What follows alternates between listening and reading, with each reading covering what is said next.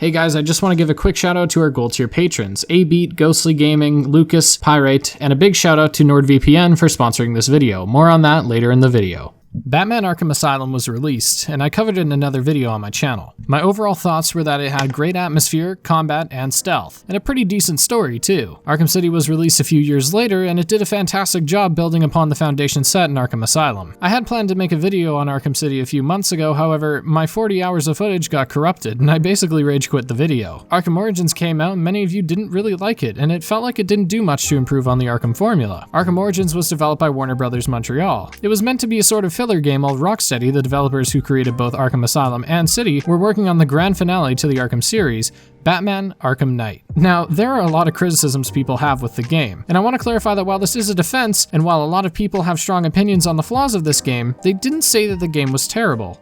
Well, most of them didn't. The general consensus was the game wasn't the Arkham Swansong that they were expecting, and due to multiple reasons which I will get into, they felt disappointed. I personally feel like this is the perfect Batman game, and on top of that, I think it's the only Batman game that truly lives up to the series tagline of Be the Batman. I want to address every criticism that people have made against this game, and while some of them are valid, others I'm confident I can reasonably counter. Of course, there's an element of subjectivity to all this, so I don't think you're wrong if you didn't enjoy Arkham Knight, and you're entitled to that opinion just as much as everyone else. So please, be civil in the comments. I also want to clearly state that I'm playing this on a PlayStation 4 Pro. I must clarify, like always, that there will be spoilers ahead. The game came out 5 years ago now, and if you haven't played it, I implore you to give it a shot, as it's quite cheap now. A lot of this video will be going on the assumption that you have already played at least one Arkham game. Hence, if you haven't played any of them, stop the video and go play at least one of them. They're all really good. Let's firstly start with the way the game looks. The world of Arkham Knight was masterfully crafted and sprawled out for miles, making it much more extensive than any other world in Arkham City, Origins, or Asylum.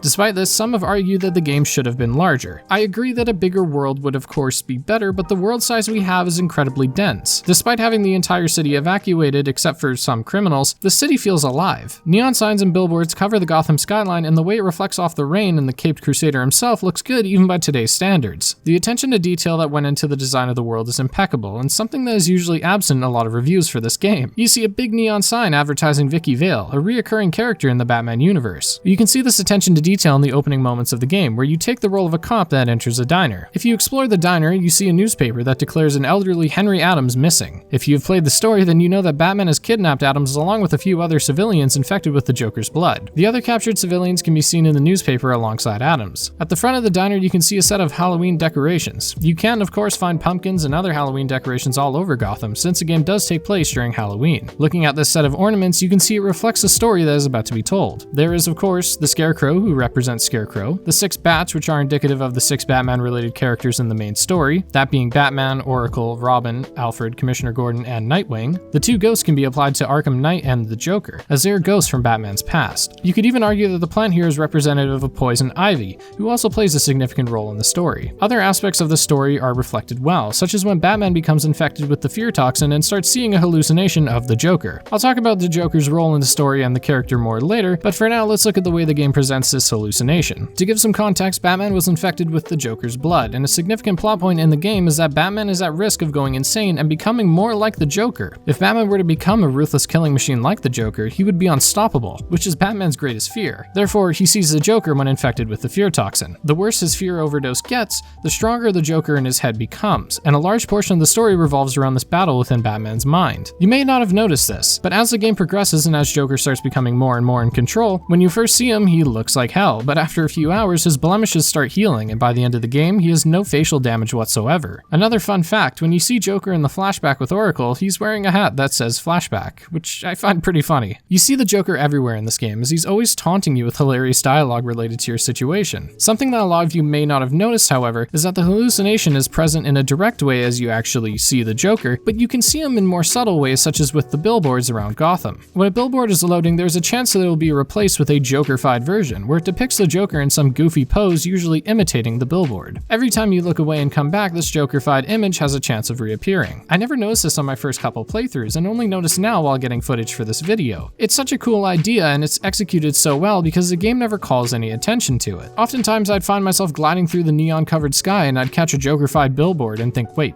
what was that? And upon swooping back around, I'd see it was just an ordinary billboard, which left me feeling pretty uneasy. While the Batman Arkham games have never been horrifying, this game does have a few creepy moments, such as the billboards I just mentioned. Another way the game achieves this is through the way it presents Batman through other people's eyes. You can always imagine how a thug must feel when getting randomly knocked out by a brute cloaked in black, but still, this game on a few occasions actually shows it to you. It made me realize how terrifying Batman is. For example, when you take the role of Commissioner Gordon for a brief period, as Gordon you explore a bit of the Batcave, and as you turn around, Batman's just there, and it made me jump like hell. I'll talk more about how the game presents its story later on, but for now, we should shift back to the world and its design. The streets of Gotham are littered with trash and there are cars full of goons continually patrolling. You can listen in on these thugs as they walk the streets, talking about a whole number of things, which can, on one hand, help you get immersed in the world, but on the other hand, it can get kind of annoying after a while.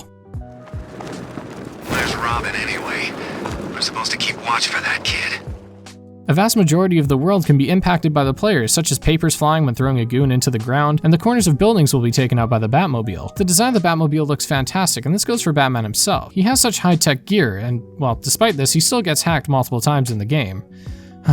If only he was using NordVPN. Internet security is important these days, as companies always have their greedy hands on your browsing data, purchase history, and so much more. Fortunately, NordVPN, much like our Cape Crusaders, swoops in to save the day. NordVPN keeps you safe from IP logging, malware, phishing, and so much more through its military-grade encryption that not even the Dark Knight can break through. With no data limits and over 5,000 servers around the globe, Nord is easily the best choice for anyone wanting to protect their data or anyone wanting to watch their favorite shows that aren't available within their country, such as on Netflix, Disney+, YouTube, and so much more. Not only do they have 24/7 customer service and allow you to have up to 6 devices connected at once, but there's also a risk-free 30-day money-back guarantee, and just for you guys, you can click the link in the description and use coupon code ThatBoyAqua to save 70% on a 3-year plan and even get a full month absolutely free. Once again, that is coupon code ThatBoyAqua, and you can find a link to that in the description and in the comments below.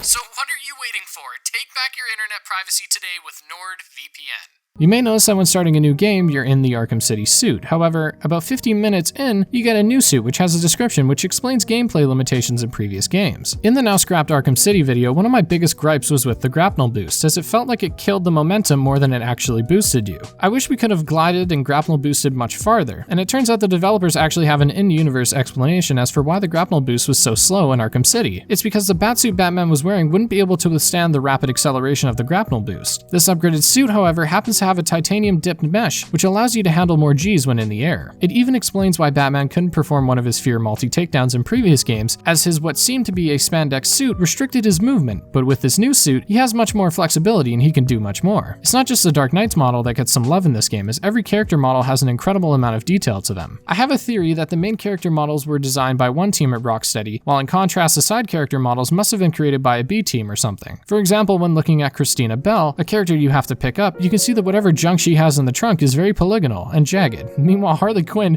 is packing a dump truck, which leads me to believe that whoever designed the main characters were a bunch of horn dogs. I mean, look at this. Damn, boy.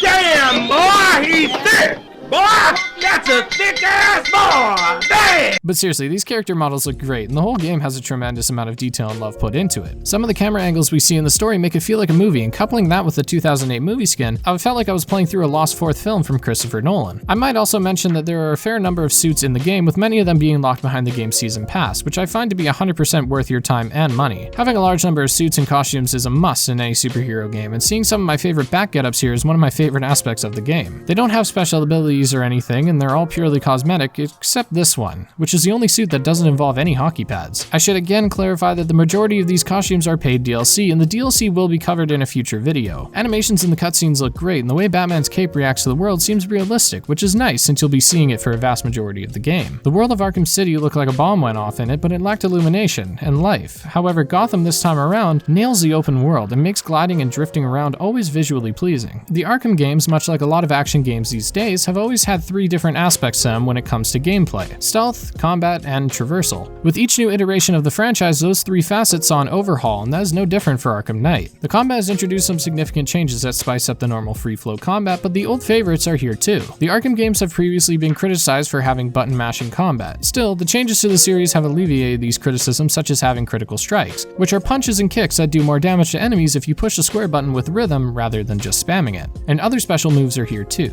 such as being able to perform unique takedown if you achieve a certain number of hits in a row. New features such as environmental takedowns make combat more flashy, as you can now take down an enemy by throwing his head into a circuit which electrocutes him. You could drop a light on someone, or hell, drop someone onto a light. You can also finally pick up an enemy weapon in this game, which I myself have been wanting since Arkham Asylum. You can only pick up the baton-like weapons, but seeing Batman beat the daylights out of a group of enemies with a baseball bat and shattering that bat against someone's skull is incredible. These weapons and environmental attacks ignore enemy defenses, such as riot shields or cattle prods. The environmental aspects made me analyze a room more before jumping in, which is something I never really did in Arkham Asylum, City, or even Origins. The necessary foundation of Batman's combat is attacking and countering, and as I explained, attacking is made more enjoyable by rewarding you for timing your punches. Well, this however applies to the countering too. If you wait for the last bit of an enemy's attack to counter rather than countering right as you see the attack coming, Batman will grab the enemy and throw him across the room, damaging any enemies in the way. It turned out to be an excellent addition, as it not only prevents you from spamming the counter button, but depending on the situation, you're better off just regularly countering the enemy rather than throwing them. When an enemy is on the ground, Batman can continue to punch them, which makes a huge difference in combat, as you no longer have situations where one enemy is still on the ground. You'd always have to wait for them to get up, and it would kind of ruin your combo. Enemies have new moves up their sleeves too, as they can grab Batman from behind, locking him in place. Enemies can also try and charge at you and tackle you to the ground. There's a new enemy type that the game introduces that makes combat way more exciting and much more fun, which is the medics. These guys can not only heal fallen enemies, but can charge their fellow baddies with an electric charge, which needs to be hit with the grappling hook to neutralize the current. These medics for me were the first enemies I'd go for in a room, and coupled with the fear takedowns, I found myself enjoying entering the room more, knowing that there was an optimal order in which I should take out enemies, and that order was somewhat dynamic. What I mean when I say it was dynamic is that sometimes the medics would be the first ones I'd go for, but in other cases I'd go for the brutes first, as they were often the most aggressive and did the most damage. These brutes can't be taken down with a fear takedown, but can be taken down with one of your special combo moves. However, the brutes with proper armor need 2 takedowns to be knocked out for good. Because they needed a decent combo to be instantly taken down, I'd find myself entering a room with a fear takedown, taking out the medics and a few armed thugs. Because I would take down 5 henchmen with an upgraded fear takedown, I'd start the actual fight with a combo of 5 hits, which is conveniently enough to pull off a takedown on one of the brutes, or any enemy for that matter. I also appreciate that as a veteran of this series, this game spares no time in giving you some complex enemy types and throwing your local mall's population at you. You're quickly introduced to the different enemy types that you know from previous games, and across this game, new enemy types are introduced. I appreciated this, and it almost felt like the game was saying, yeah, you know the drill by now, let's get to the good stuff. A new type of combat that they have introduced to the game are companions. In specific missions, a character might join you on whatever you're doing. When they do join you in combat, you can eventually fill a circle that indicates when you can perform a special takedown on an enemy. These moves look incredible and always seem pretty brutal and flashy. The combat can be complicated, as sometimes you have what feels like a million thugs to keep track of when entering a room. You got the guys with riot shields who you need to stun with your cape to jump onto, the guys with guns who can end you quickly, the brutes who do colossal damage and take massive damage too, the guys with electric batons that need to be attacked from behind, the medics who can revive fallen enemies, the ninjas that act as speedy glass cannons, and being able to jump into a room and finish off all the enemies in one combo that reaches up to 3 digits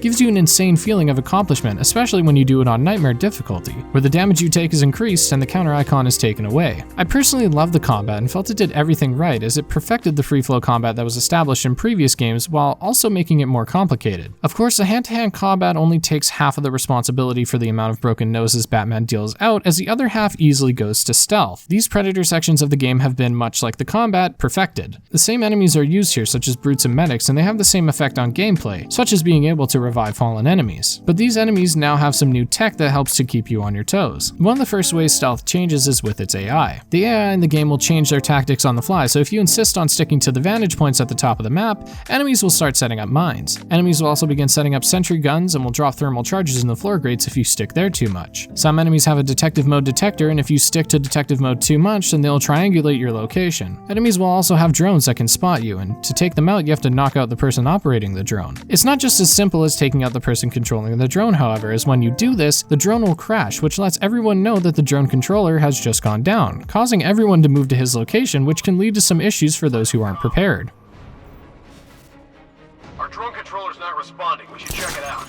Another tool enemies have to use against you is the optic camouflage, which can make them invisible to your detective vision. For the longest time, I never bothered looking at the side of the screen where it said how many hostiles were on screen until now, because I thought it was useless. But these situations completely changed that. I would look at the left and see 9 hostiles detected and only see 5 on screen and immediately panic a little. Enemies can also carry detective mode jammers, which can serve as a cool hurdle to get over, but they don't ultimately change much. All it changes really is the order in which you take thugs out. out. I wish individual rooms had a jammer in the ceiling or something that you couldn't always get to, forcing you to think differently on how you approach a situation, and of course not to rely on detective vision. Like I mentioned earlier, the brutes here can't be taken down silently, as they are simply too buff. They walk around with these huge miniguns that if they were to spot you, can shred you to pieces real quick. And since these enemies can't be taken out quietly or quickly, you'll have to leave them for last, which adds some complexity to the scenarios. It's important to note that the enemies are not the only ones who get some new tools, as you have a few predatory abilities at your disposal too. The most significant change being the fear takedown, which plays well into the game's AI, as once the numbers get low, enemies will start doubling and even tripling up in order to make sure you don't get the drop on them. You can use a fear takedown before entering a hand-to-hand combat scenario too, leading to some really cool moments where I combine fear takedowns with environmental takedowns to subdue an entire room in a flash. Batman can now also use his Batclaw to perform corner takedowns from farther away, though I found that whenever I did this, the baddie's body would end up contorting, and my god, some of the results were horrifying. Don't worry though, he's not dead, he's only unconscious. Much like the combat, you can find yourself in stealth scenarios with a partner. You're able to call a partner to take down an enemy, and it was pretty cool even if it didn't add much to the overall formula. One advantage it does add is when it comes to the brutes, as they can be very quickly taken down through the use of a team takedown. While it's not very quiet, it's still effective and much faster than the way you would typically take down one of the brutes. Unlike the hand-to-hand combat, the Predator set pieces were really interesting this time around. Some scenarios occur in a bank where there's an alarm going off, meaning you can be as loud as you want without anyone hearing you. There isn't the typical box with a couple of gargoyles here that we saw in previous games, though we do see some of those here. The only issue I have with the set pieces of the stealth is that most of them take place in the open world, leading to an easy escape if you were to be spotted. You can just dive off the roof and swoop back around, which can take away some of the challenge. Of course, the way you get to these different action set pieces is pretty fun too, so why don't we talk about the traversal. One of the ways you can get around is through that cape of yours. Gliding around is similar to how it was in Arkham City, but they improved upon its speed. You can now launch yourself over buildings at the rate that was often faster than the Batmobile itself, and being able to start at one end of the map and quickly get to the other side through well-timed dives and grapple boosts without even touching the ground is just about as cool as it gets. This, coupled with the much taller buildings in the game, makes gliding around in Arkham Knight arguably the best in the series. Unfortunately, it can be argued that not much has been changed when it comes to gliding with the cape, but I don't think any changes were necessary. That, however, doesn't mean that they didn't add some nice bells and whistles, such as when jumping off a building. You can choose to either just run off like usual, or do a neat little dive that looks different based on the speed at which you approach the ledge. Of course, gliding and grappling is only one of the ways to get around, and the other way to get around is of course through the most controversial part of this game.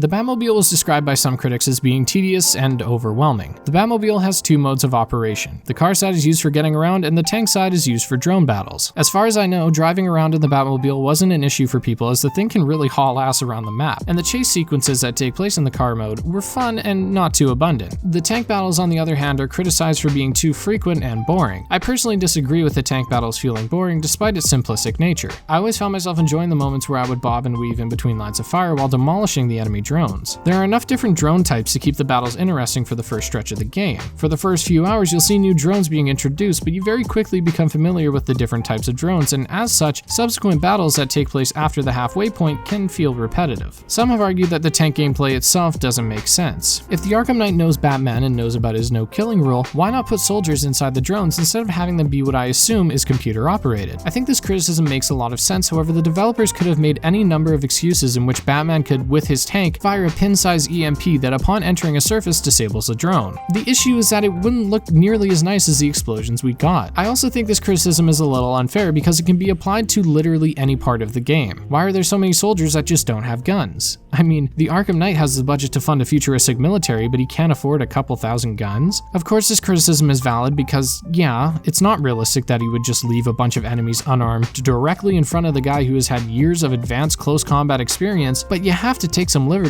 with things like this or else you just wouldn't have a fun game. Why is it that during the Predator sections in the game, full of 10 or so enemies, they don't sit back to back in the corner of a room and just wait for Batman to show up? Because then stealth would be pretty dull. Why didn't Scarecrow and Arkham Knight grab some hostages and take them to a desert where there's nowhere to sneak and bring a couple hundred soldiers there and tell Batman that if he doesn't submit his life, they'll shoot the hostages? They didn't do that because there wouldn't be a game if they did that. The same reason why the military doesn't come in and handle a citywide takeover, and the same reason Superman doesn't swoop in and finish a 10-hour story story in a few minutes. The point I'm trying to make here is that I don't understand how a criticism based on the realism of the game can be applied to one aspect of the game but not the other. Godzilla Mendoza, a popular YouTuber, has a well-done series of videos about how he feels about Arkham Knight and how he feels it was a disappointment for him. He explains in that series of videos that while the tank can be fun and while he enjoys it a lot, it just doesn't fit with the game for the reasons I just mentioned, like the unrealistic effect it has on the world. The problem is that it's all in this game, and it just doesn't fit here at all. Mendoza also points out that while driving the Batmobile, you can smash into people and there's no way the game can play that off as being non-lethal. And while I agree with it, I feel the same in that you really need to have a high suspension of disbelief to enjoy the gameplay of any Arkham game. It's not like Batman is clearly running people over during the cutscenes. It's okay to have gameplay mechanics that are unrealistic because gameplay is one of the most critical things in a game. It's also a little unfair to not mention that the Arkham series as a whole has had many different scenarios in which Batman does lethal damage to someone during both gameplay and cutscenes. One of Batman's most iconic gadgets in the Arkham series is his explosive gel. It is shown to have enough force to bring down an entire wall, but when using it directly on the Joker's face, granted a Titan-fueled face, it only blows out his teeth and damages parts of his face. Batman, when dealing with a riot shield-bearing enemy, will, once the enemy has already been dropped to the floor with his head smashing into the concrete, take the shield and smash it into the enemy's throat. What about when you throw a propane tank in someone's face and it explodes in their face? And the game still declares them as unconscious. You can't take a criticism that applies to almost every aspect of a franchise's gameplay and only apply them to parts of the game that you don't like. I think the Batmobile tank sections, while being fun, are by no means the best aspect of the game. In fact, had it not been for the way the game handles its story, it might have been the worst part of the game. But that's not because the Batmobile is some atrocity against the Arkham series, but because every other aspect of the game is so well done. I want to clarify that with any YouTubers I mentioned in this video, and especially Godzilla Mendoza, I don't want these points to come across as an attack on them or their character. You should go watch Godzilla Mendoza's Batman videos, which I will link in the description, as he is very clearly a Batman fan who knows a lot about the character. And it gives his videos an interesting perspective, and he has a lot of excellent points and insight about the story of Arkham Knight. Another thing Mendoza mentions is that the Batmobile sections are far too abundant in the game. He claims that a majority of the game takes place within the Batmobile. Arkham Knight takes the gameplay ideas we loved from previous games and applies them to about 1 hour of this game,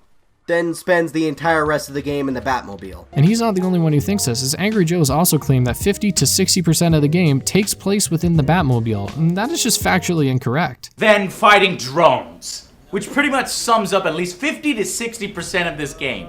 That's not a good thing. I understand that these people are likely being hyperbolic, but it paints the game in an unfair light. I recorded every frame of gameplay for this video, and I completed the game 100% in 21 hours. All the side quests, all the Riddler trophies, everything. In those 21 hours, I was in the Batmobile for just under 4 hours. This is 19% of the game. If you include the downloadable content, which gives you an extra 4 hours of missions and gameplay, only 3 minutes and 30 seconds of which was in the Batmobile, then you get a total of 16% Batmobile throughout the entire game. That is just less than a fifth of the game. Just because the Batmobile isn't in the game as much as people say, doesn't mean that the Batmobile didn't overstay its welcome for some players. Critics will also say that the game forces the Batmobile on you, which has a large element of truth to it. To again go back to Godzilla Mendoza, he says that the Batmobile inserts itself where it doesn't belong, such as during a mission where you track the Arkham Knight's vehicle with the Batmobile. Every minor gameplay sequence in previous games is now handled with the Bat Tank, following a trail of clues that leads you to the bad guys. Do it in the tank! While I agree that in this case the Batmobile does insert itself onto a situation that could otherwise be done on foot, Mendoza presents this mission as evidence that every minor gameplay sequence is handled by the Bat Tank, which just isn't true. There are still missions where you reconstruct a crime scene and others where you have to use cameras to track a target. In fact, in the same mission that Mendoza cites for using the Batmobile to track something, you start the mission by following the target using the camera feed and end the mission by reconstructing a crime scene, both of which are done on foot. So while the Batmobile isn't the next big thing, it's a pretty enjoyable tool. I think the biggest reason as to why people don't like it is because of the amount of times it's used in boss fights. There are multiple boss fights within the Batmobile and they all kind of stink. This goes for almost all the boss fights in the game, and it's one of the ways I think Arkham Knight can be seen as a bit of a disappointment. Most tank boss fights are boiled down to taking a stealth approach to a couple of high armored drones and then taking out the big drone. Combat boss fights are boiled down to tag teaming a room full of enemies with a partner, building up your meter for a team takedown on the big bad boss in the middle of the room, and stealth boss fights are just like standard stealth, except there's a boss you need to perform a stealth takedown takedown on multiple times before completion. The Arkham Knight boss fight felt like a huge missed opportunity, as it would have been cool to have another boss fight like Mr. Freeze in Arkham City. Maybe have a combat-centric battle against the Arkham Knight where you have to use different takedowns and combat tactics, such as the beatdown technique or the grappling hook in order to do damage, but every time you do an attack, he adapts to you. It would be a really cool boss fight that would keep you on your toes. Other boss fights in the game are so quick and shallow that I wouldn't even consider them bosses. Firefly is just a matter of chasing him down, which makes it virtually a race. Two-Face goes down like any other thug, and Man-Bat is just a matter of finding the guy. Since we're on the topic of all these villains, we should mention the side quests that are tied to them. There are 14 side quests in the game, and about 7 of them are interesting. The ones I consider to be pretty interesting are Creature of the Night, Two-Face Bandit, The Line of Duty, Here to the Cowl, Riddler's Revenge, Gun Runner, and The Perfect Crime. The rest of them I found to be either too short to be interesting or didn't do anything outside of giving you an excuse to participate in some more combat and stealth scenarios, be that on foot or in the tank. Creature of the Night is a pretty basic quest that involves tracking down Man-Bat. After he gives you a jump scare, you have to track him down and get his blood, and upon doing so, you can find out his name is Dr. Kurt Langstrom. Due to his experiments, he ended up turning himself into a half-man, half-bat. Upon going into what can only be described as a primal rage, he kills his wife, and upon catching him, you bring him back to GCPD and tell him what he's done. He has quite the reaction. She's dead, Kirk. No. She can't be. I didn't.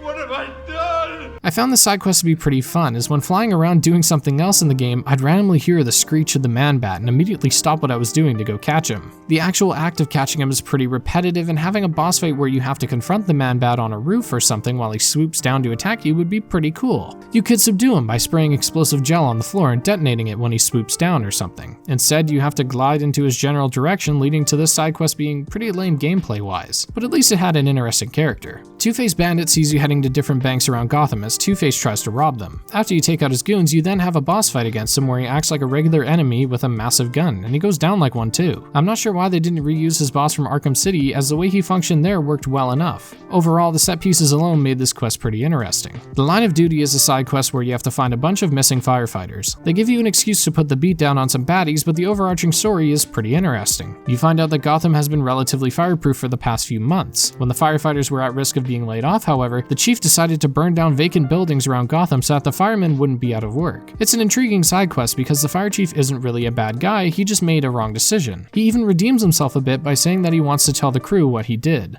Try and make sure the men don't find out. I want to be the one who tells them. You're right. They deserve that much. Here to the Cowl is a semi-continuation to the side quest presented in Arkham City, where Azrael tells Batman that he won't be around much longer and that he needs to essentially pass the torch sooner rather than later. In Arkham Knight, he says he'd like to seize that possibility and summons Batman via a really cool burning bat symbol. Batman sets up an AR training mission for Azrael to complete, but the catch is that you can't take any damage. These challenges were pretty fun, but never too difficult. After the third challenge, you analyze his brain somehow and find that he's been brainwashed by a cult of sorts, and upon uncovering that, we switch to Azrael once again, where we can either kill Batman or walk away. Both result in the end of the quest. The challenges here were fun, and playing as Azrael was cool too, even if he is a carbon copy of Batman. Riddler's Revenge was a surprisingly fun questline. It deviates quite hard from the quests we saw in Arkham City and Asylum though. Instead of having intricate puzzles and hostage situations, we have simple puzzles and combat for half the mission, and the other half are Riddler racetracks. I have to admit that I mostly enjoyed the races, but I feel like I would have preferred some more brain-racking puzzles, and this goes for the trophies this time around too. Your goal in this mission is to rescue Catwoman, who is somehow taken hostage by Riddler. The only way to get it off is to use 9 different keys, which the Riddler will only give to you if you complete specific puzzles. Upon doing so, he decides that he wants to crush you in a mech. You see, when fighting Riddler at the end of the side quest, he exclaims that you don't deserve the privilege of fighting him until you solve all 234 riddles. These riddles include riddles you have to scan for, hostage situations that were so forgettable I almost forgot to include them, Riddler trophies which can be picked up by solving a basic puzzle, and there are also particular breakable objects that are hidden in little nooks and crannies. I found the Riddler trophies to be really easy this time around, and I think they were the most difficult in Arkham City. Also, don't bother trying to find them all on your own, it's not worth it. Just search up a guide. If you really want to do it on your own, then you can interrogate some of his thugs, which are blatantly highlighted in green. If you take them down, then they'll give you some info on the riddles hidden around the map. There's even one in a police station that you can interrogate. You're working for Riddler. Hey, what? You're crazy! Batman's gone crazy, guys! What are you doing, Batman? Back off! Stand down, Batman! I don't know what he's talking about, guys! Are you sure? Okay! I do favors for Enigma! Tell him when Gordon's on his trail, stick those dumb trophies of his around the place, that kind of stuff, but that's it, really. I'm not such a bad guy, I swear. I don't care. Hey, you can't throw me in here, I'm a cop! While we're here, we can also see a thug from earlier in the story who taunts us and we can knock him out again. Come back even later and we don't even have to touch him. When it comes to the Riddler boss fight, it's a basic team fight where you beat on some drones and do a finisher on the boss. Except that individual robots can only be attacked by either Catwoman or Batman. I think this boss fight was okay, though seeing Riddler actually fight Batman seems a little out of character. I want to quickly point out that there are some people such as Angry Joe that have claimed that there are specific Riddler trophies that are exclusive to certain areas, and once you finish those areas in the story, you can't go back. And worse, if you don't get 100% with all the collectibles and all the Riddler puzzles and doing all that, sometimes having to do it in New Game Plus because you couldn't do it originally and you can't get back to that area, just to get the satisfying ending. No. This is again not true, as you can easily go back to every area in the story after you finish that area. The only area you cannot return to is Ace Chemicals, but there are no Riddler trophies there. You can complete the game 100% on your first playthrough, and there's nothing in the game that forces you to play it a second time. Gunrunner is a mission that involves taking out many weapon caches run by the Penguin with your partner, Nightwing. It's an easy excuse to have a huge room full of enemies and fight those enemies with Nightwing doing team takedowns. During the side quest, Nightwing eventually doesn't show up for one of the raids. I didn't notice this until the fight was finished, and by the time I did notice, I was shown a video feed of him being held hostage by the Penguin. We run in and save Nightwing through a neat set piece, and we send the Penguin back to the holding cells. I like this side mission as it gave you a pretty solid excuse to team up with Nightwing, and the overall storyline was pretty basic, but it was good enough. The last side mission I found to be interesting was The Perfect Crime. This side mission sees you finding different corpses around Gotham, and their faces have been mangled to the point where you can't even identify them. In order to discover who they are, you examine their bodies looking for quirks such as scars, while cross-referencing them to hospitals around the world. After tracking down enough of them, you have to confront the murderer, who is Professor Pig. I have never heard of this character until this game, and the gimmick he presents is pretty cool.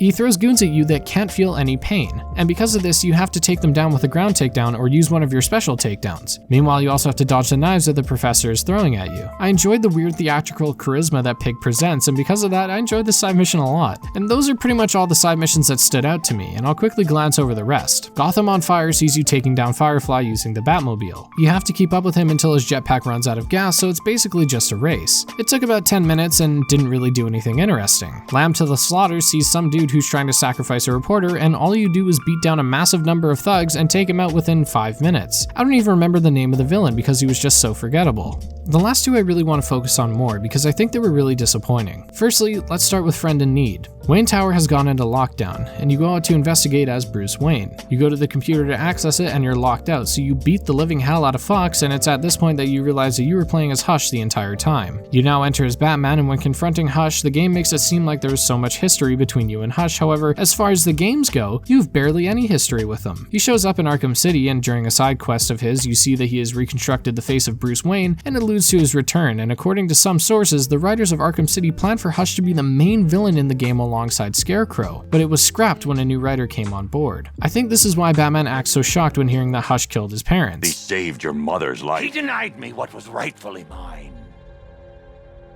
The car crash wasn't an accident. It was you. Okay? Because there's no setup to this at all. Finally, there are 4 side quests tied to Deathstroke. By the time you get to the end of the story, the Arkham Knight will have disappeared, and since there's no longer a leader for the militia, Deathstroke steps in. If you take out a bunch of cars, do way too many tank battles, liberate the militia camps on the road, and liberate the militia watchtowers, you can challenge Deathstroke to a fight. I was so hyped for this because if you remember correctly in Arkham Origins, the Deathstroke fight was one of the best in the series. Here, it's a tank battle. And not only that, it's brutally similar to the boss fight against Arkham Knight in the Cloudburst. I don't have much to say on this other than it felt like the biggest missed opportunity. It's unfortunate too because this guy taunts you the whole 3 hours leading up to his battle, and it's finished with a tank battle and a cutscene. The side quests were pretty good in this game and were for the most part on par with those in Arkham City, but unfortunately the stories to some of these side quests just didn't click for me. The main questline is essentially the last thing I want to talk about in the game, so I think it's time we cover that. Now when it comes to the story of this game, there have been a lot of criticisms against the Arkham Knight's identity, the inclusion of the Joker, and the overall pacing, and I pretty much agree with most of these points. Allow me to quickly summarize the story. Scarecrow has taken the city hostage and most of the population evacuates. Batman tries to stop him from releasing a nuclear-sized bomb filled with fear toxin, but is interrupted by a new foe, the Arkham Knight. When shutting down Ace Chemicals, Batman overdoses on fear toxins and it causes him to see a constant hallucination of the Joker. We see during a flashback of sorts that the Joker injected his blood into 5 patients before he died and they are all turning into him. One of the patients, however, is Batman. Batman tries to stop Scarecrow from completing his plan and it takes him to an airship where he finds the Scarecrow and his device called the Cloudburst. But due to a Joker-induced hallucination, he gets away. While heading back to his secret hideout at an abandoned movie studio, we see that Harley Quinn has taken over the studio. As we clean up her mess, we see a flashback of Jason Todd. Thrown you away like an unwanted puppy. Can I have him, Daddy? Oh, please, please, please, please, please. I'll take real good care of him. Anything to make you happy, Princess. Barbara is captured in the meantime, and in a hallucination, Batman sees her die. Batman goes to Poison Ivy for help, but it's too late and the bomb goes off, plunging Gotham into even more chaos. After freeing some ancient roots to help Ivy neutralize the toxin, she uses so much of her power that she fades away Infinity War style. Keeping in mind that this whole time the Joker has been slowly manifesting himself inside Batman, with the power of the plants, the Cloudburst is neutralized and Batman gets a lead on the Arkham Knight's whereabouts. Once there, we get a tank battle that leads to the Arkham Knight revealing himself as Jason Todd. Who could have guessed? After taking him down in a stealth sequence, we confront Scarecrow with Commissioner Gordon, and upon seeing that Barbara is still alive and rescuing her, we head back to GCPD, which after setting Oracle up at her new gamer PC battle station, the building is under attack. This is easily the hardest part of the game, as over 50 drones are outside and over 50 soldiers are on the roof. After dealing with them, we see that Scarecrow now has Robin and Gordon, and the only way to get them back is to submit to Scarecrow. We take off our utility belt and get in a truck and end up at Arkham Asylum. Fun fact, the scene where we are driven to the asylum heavily parallels the opening scene in Arkham Asylum. Once we get there, Scarecrow ties up Batman and the whole world sees who he is. Upon doing that, we have an internal conflict with the Joker where we see his greatest fear, and after dealing with him, we overcome the fear toxin and Scarecrow gets taken down after the Arkham Knight saves us. We then take Scarecrow back to GCPD and that's where the story almost ends. There's something called the Nightfall Protocol that can only be activated through completing 7 out of the 14 side quests. Upon doing so, we see a cutscene where Batman heads back to Wayne Manor. Hundreds of people are flocking there for answers. And hey, even Calendar Man is here, who foreshadowed his appearance in Arkham City. And the end of days is coming. I was there at your beginning, and I will be there at your end. The mansion blows up and oop! Oh, brother, this guy stinks! After completing all the side missions, you get the full ending, which is basically the same thing, but there's a new cutscene that shows a strange mythical bat creature stopping some thugs. So here are my thoughts on the story. It made barely any sense. When I played the game upon its release and on subsequent playthroughs, I totally turned my brain off. I cared about what was happening, of course, but not why or how these things were happening. Now, I could very easily spend the next half hour pointing out plot holes and discussing the things that don't make any sense, but so many such of Godzilla and Mendoza have already done that and have done a better job than I ever could. I know this video is about defending Arkham Knight, but the issue I find when defending a story is that I am one of those people who don't really care about plot holes and whatnot. I'm not gonna sit here and say that the story here was good. In fact, I think critically speaking, it was barely okay. I will, however, say that I personally didn't mind it. There were some really cool moments in the game, such as the hallucinations with the Joker, as it gave us a strong visual representation of what Batman is going through, even if it does lack a fair bit of subtlety. We might as well discuss the Joker while we're on the topic, and the addition of the Joker really rubbed people the wrong way. And I have to agree that his inclusion felt a little strange. I also have to say that the Joker and his plotline is easily the best in the game, however. I feel like the Joker's inclusion is one of the few things that makes sense in the story. Batman is clearly seeing that the patients at the Batcave are turning into the Joker, and he knows just as well as anyone else that he will be absolutely unstoppable if he turns into the Joker. Because of that, he has an actual fear, which is himself turning into the Joker. The plotline surrounding this, which unfortunately overshadows more important plotlines, is actually pretty good. I think it relies too heavily on themes that were established in other Batman media, and even multiple times within the same franchise. By now, most of the player base gets it. Batman and the Joker are two sides of the same coin. They both lead extreme lifestyles due to one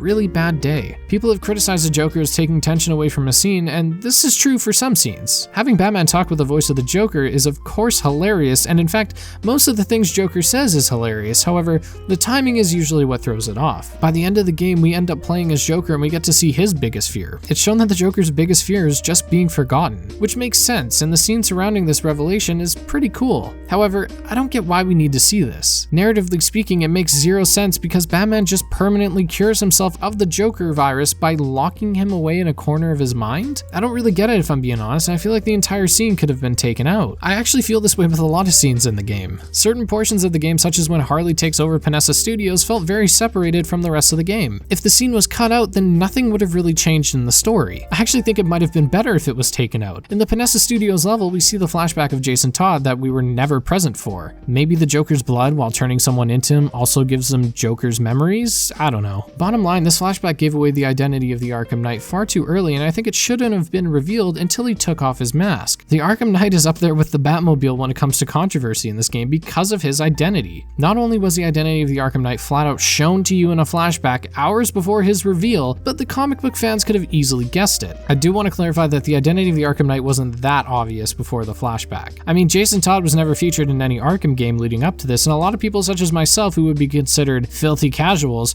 hadn't heard much of the character at all. This, however, goes both ways, as the Arkham Knight should have been a character that we are familiar with, or at least a character within the series. I think making Talia the Arkham Knight could have been cool. Maybe she was really mad that you didn't kill the Joker, at least intentionally. I could go on with theories, but it doesn't matter. What we got was Jason Todd. I do wish, however, that Batman at least mentioned him at some point in the Arkham games before Arkham Knight, as it would have made his reveal a little less out of left field. It sucks especially because the Arkham Knight is a cool concept for a character. Batman has said on multiple occasions that if he crosses the line of killing, he doesn't know if he could come back. The Arkham Knight is the embodiment of that worst case scenario. He is what would happen if Batman pulled the trigger, if he crossed that line. Since this is still a defense, I should clarify that there are some cool things about the Arkham Knight. His design is spectacular and Troy Baker did a great job voicing him, but I can't help but hear Delson Rowe whenever he speaks. Don't pretend to understand! I'm one of them, man. I'm one of them. And that's about all I got when it comes to the positives. Any part of his character that was cool was pretty much squandered during the story. The idea for a character that knows all of Batman's moves and tricks seems really cool, however, he still falls into that same trap of being impatient. He even has Batman cornered at one point, and instead of getting the job done, knowing that this may be his only chance, he showboats in front of Batman, which gives him enough time to escape. I told you I knew everything about you, didn't I? Don't worry, Bruce. I kept some secrets to myself.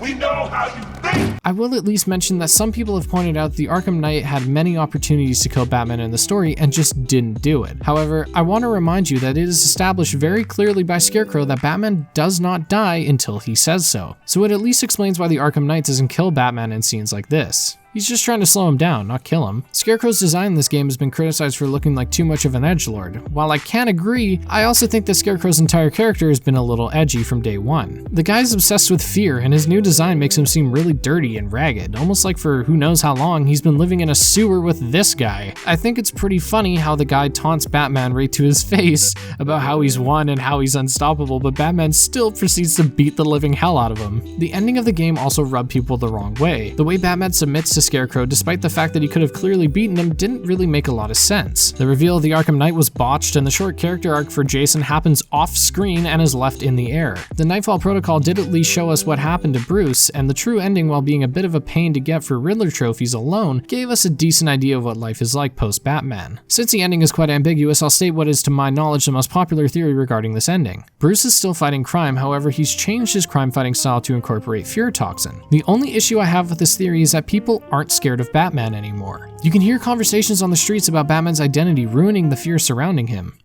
Gonna feel even more satisfying punching the bat knowing it's Brucey boy under there.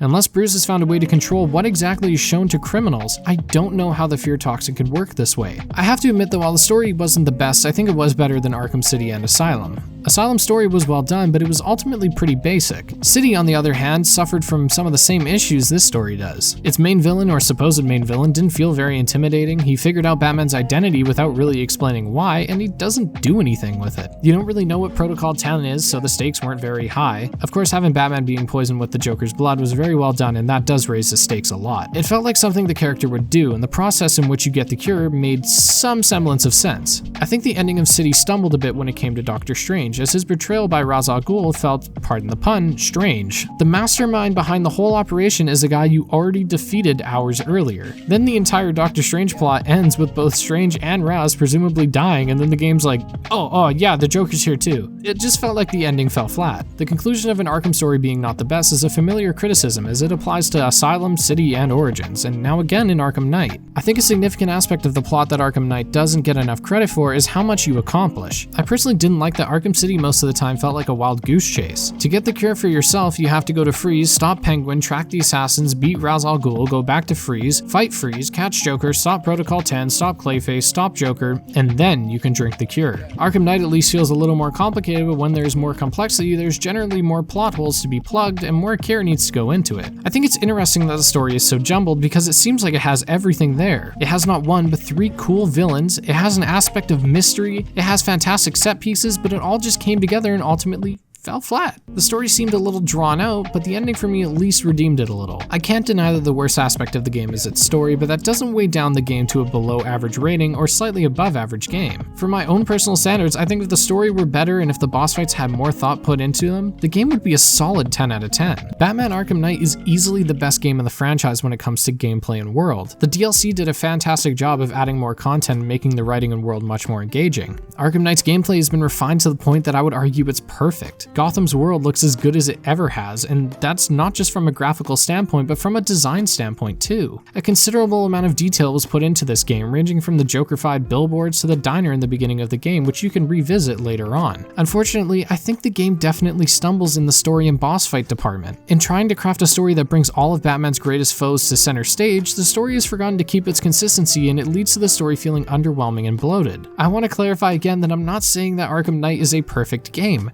I'm saying that it's the best in the franchise, and that's much better than some people give it credit for. If we consider that this game is $25 Canadian right now and $31 for the game and all the DLC included, then there's no question that this game is worth the price. I think even the $90 Canadian price tag it started with is still worth it, as the gameplay is so top notch. While this game may not have been the awe-inducing swan song we as fans were hoping for, it's still a fantastic game that is easily, in my opinion, the best in the franchise.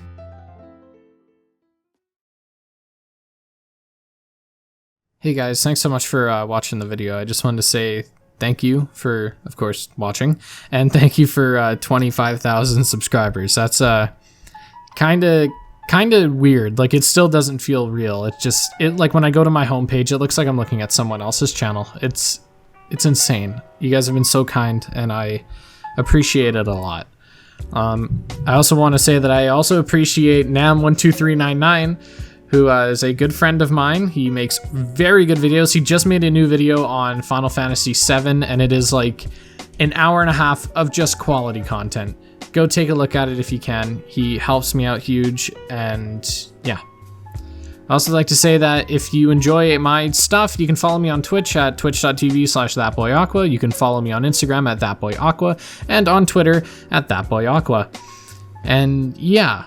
That's pretty much it. I'd also like to thank Zat for hooking me up with a brand new channel art and profile picture. You can find his socials down below as well, on top of NordVPN, who is my first sponsor, which is pretty exciting. And yeah, so you can find the coupon code ThatBoyAqua in the description along with a link. And remember, you can get 70% off a 3-year plan. So I want to thank you guys so much for watching. I appreciate your support so much. The next video is going to take a little while to come out because I got to put my computer in to get fixed, because my computer has what we assume is a defective CPU. So yeah, not fun, but it means the next video might take 3, maybe 4 weeks instead of 2, depending on how long my computer's in the shop for. So yeah. All right, guys. I love you guys. I'll see you guys next time.